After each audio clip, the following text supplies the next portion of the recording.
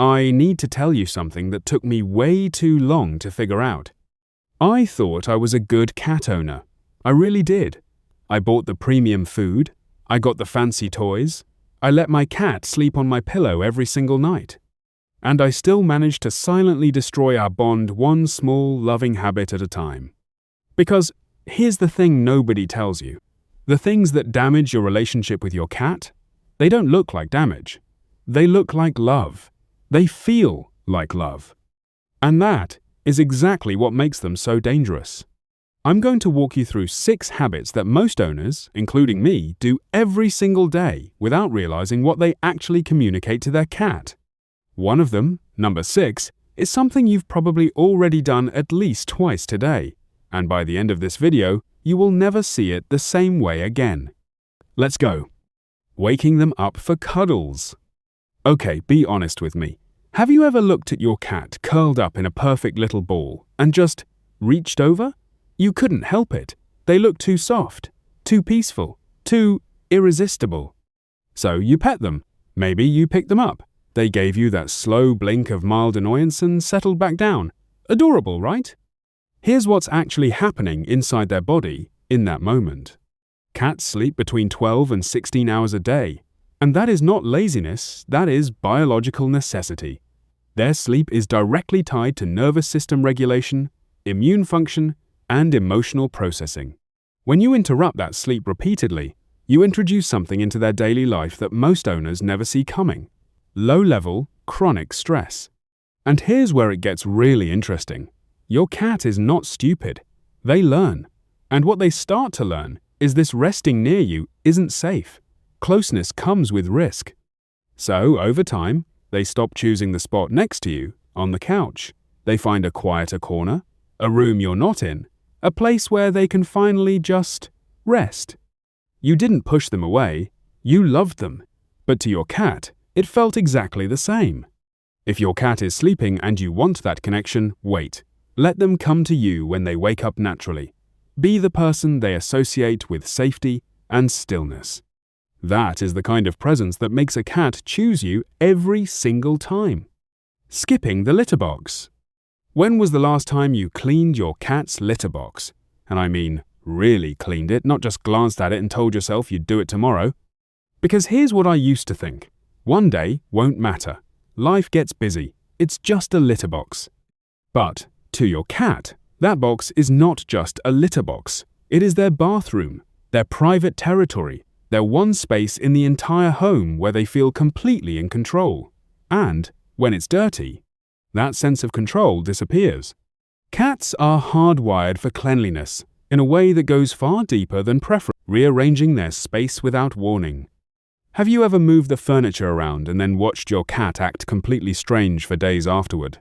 Walking differently, sniffing everything, hiding in spots they never used before? That's not your cat being dramatic. That is genuine distress. Here's what most people don't understand about how cats experience their home. You see furniture. They see a map. Every single piece of that environment is mentally catalogued: the escape routes, the safe zones, the high ground, the hiding places. They know where everything is and what it means for their survival. That map isn't decoration.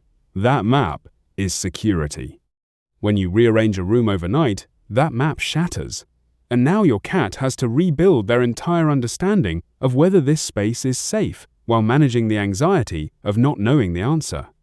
Research on feline stress consistently identifies environmental unpredictability as one of the leading triggers of anxiety in domestic cats. This isn't a quirk, this is how they're wired. If you need to rearrange or bring something new in, do it gradually. Leave new items in the space before moving them into position. Let your cat investigate on their own terms. Give them the sense that they have a say in their own home. Because a cat that feels in control of their environment is a cat that feels safe, and a cat that feels safe will always choose to be near you. Rushing introductions. Picture this. You bring someone new, home, a partner, a friend, a baby, a second cat, and you think, okay, I'll just let them meet. Your cat will adjust. They always do. But while you're thinking that, your cat is running a completely different calculation. Cats are not socially wired the way dogs are. They don't default to trust. Every new presence in their environment is a potential threat until proven otherwise. And that proof takes time on their terms, not yours. When you force or rush an introduction, you're not helping your cat get used to it. You're overriding their entire threat evaluation system. And the message they receive is not, "This new person is safe." The message is, "My owner doesn't care that I'm scared." Research on feline social behavior shows that cats, given gradual, controlled introductions, form significantly stronger and more lasting bonds, both with the new addition and with their primary owner. Because they learn that even when something unknown enters their world, their person will protect them. They will not be thrown into the deep end alone. The right approach is patience. Let your cat observe from a distance first. No forcing, no cornering, no being picked up and handed to a stranger. Let them approach when they're ready.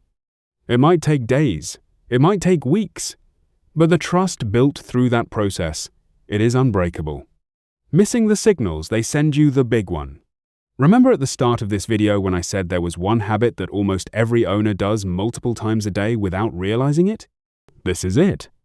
And I need you to really hear this one because this is the mistake that undoes everything else. This is the one that collapses trust faster than anything. It's the moment your cat tells you they're overwhelmed and you miss it completely. The flattened ears, the low flicking tail, the skin rippling across their back, the slow, subtle shift of their body weight away from your hand. These are not random behaviors.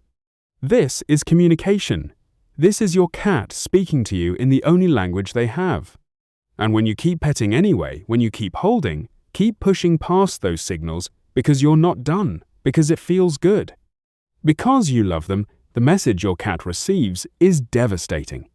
You are not listening.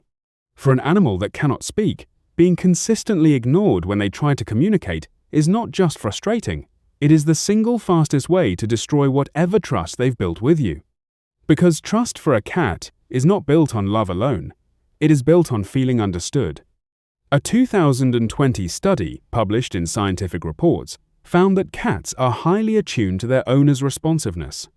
Cats whose owners consistently responded to their signals showed significantly lower stress markers and significantly stronger social bonds. The cats whose signals were ignored showed the exact opposite.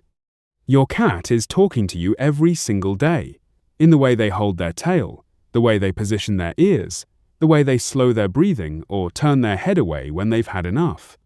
That is a full conversation. So here's where I want to leave you. None of these habits come from cruelty, not a single one. They come from love, from wanting to be close, from being busy, from just not knowing what your cat is actually experiencing on their side of the relationship. But now you know, and that changes everything. Start with one thing today. Maybe it's waiting until your cat wakes up naturally before you reach for them. Maybe it's picking up a wand toy instead of wiggling your fingers. Maybe it's really watching what their tail and ears are doing the next time you pet them. One shift.